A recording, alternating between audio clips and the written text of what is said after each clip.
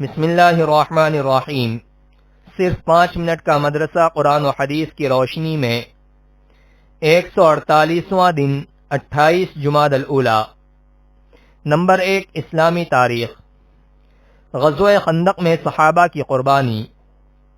غزوہ خندق میں مشرکین نے 10,000 کا لشکر لے کر مدینے کا محاصرہ کر رکھا تھا۔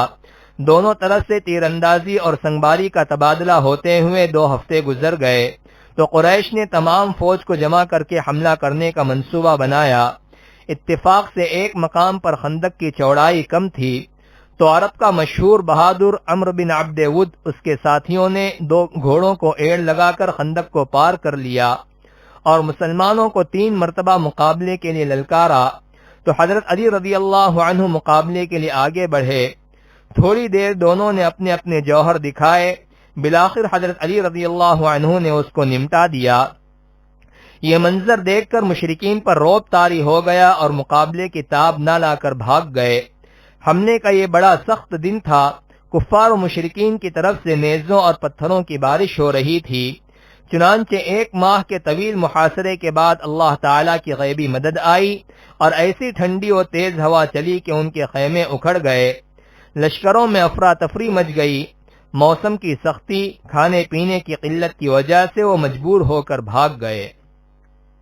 نمبر 2، حضور صلی اللہ علیہ وسلم کا معجزہ۔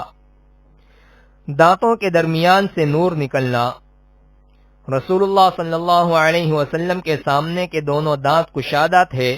بات کرتے ہوئے ان کے درمیان سے نور نکلتا ہوا محسوس ہوتا تھا۔ خلاصہ، یہ بھی رسول اللہ صلی اللہ علیہ وسلم کا معجزہ ہے کہ آپ بات کرتے تو آپ کے منہ مبارک سے نور نکلتا۔ نمبر 3، ایک فرض کے بارے میں۔ شوہر کی وراثت میں بیوی کا حصہ۔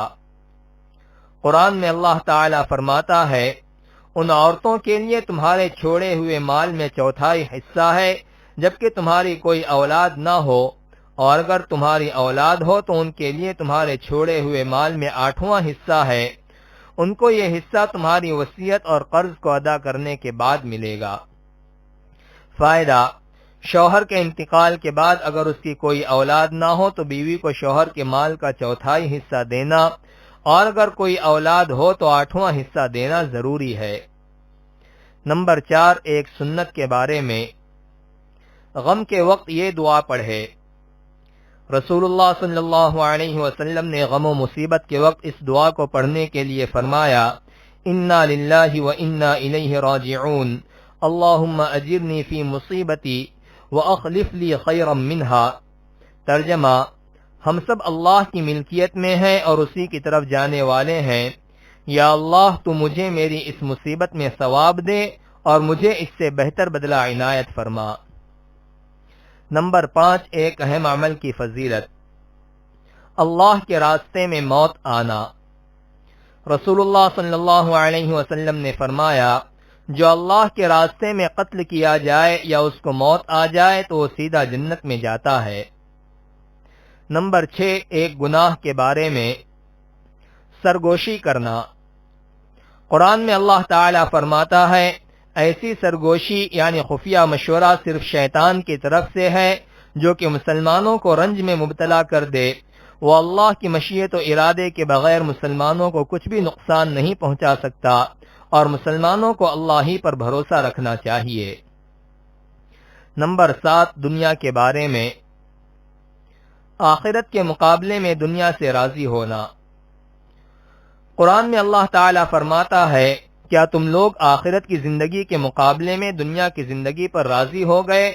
دنیا کا مال و متاع تو آخرت کے مقابلے میں کچھ بھی نہیں، یعنی مسلمان کے لیے مناسب نہیں ہے کہ وہ دنیا کی ہی زندگی پر راضی ہو جائے یا دنیا کے تھوڑے سے ساز و سامان کی خاطر اپنی آخرت کو برباد کر دے۔ نمبر 8، آخرت کے بارے میں۔ جنت الفردوس کا درجہ۔ رسول اللہ صلی اللہ علیہ وسلم نے فرمایا، جب تم اللہ تعالی سے سوال کرو تو جنت الفردوس کا سوال کیا کرو، کیونکہ وہ جنت کا سب سے افضل اور بلند درجہ ہے اور اس کے اوپر رحمان کا عرش ہے اور اسی سے جنت کی نہریں نکلتی ہیں۔ نمبر 9، طب نبوی سے علاج۔ سفرجل سے دل کا علاج۔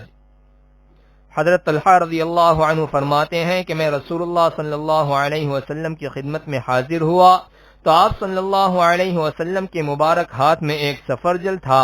پھر آپ صلی اللہ علیہ وسلم نے فرمایا طلحہ اسے لو کیونکہ یہ دل کو سکون پہنچاتا ہے۔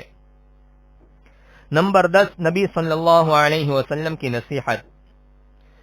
حضرت ابو ذر رضی اللہ عنہ فرماتے ہیں کہ مجھے میرے دوست رسول اللہ صلی اللہ علیہ وسلم نے وصیت فرمائی میں اپنے سے زیادہ مالدار کی طرف نہ دیکھوں اور اپنے سے کم درجے والے مالدار کی طرف دیکھوں، اور غریبوں سے محبت اور ان کے قریب رہنے کی وصیت فرمائی اور صلہ رحمی کرنے کی وصیت فرمائی اگرچہ وہ تم سے پیٹھ پھیرے۔